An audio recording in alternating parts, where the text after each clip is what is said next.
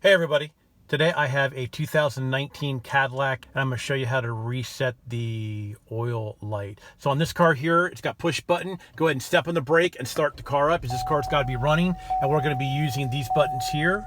As you can see, it says change oil soon, check mark to dismiss. So we're going to go ahead and push down on the wheel and that'll take and clear that out. So now what we're going to do is we're going to scroll over. As you can see, I'm scrolling over. You're going to scroll over to information and then start scrolling up and down the wheel. And there it is, oil life left 5%. And you just push down the button. Are you sure you want to reset? Go over to yes and hit the button again. And it says reset and it resets.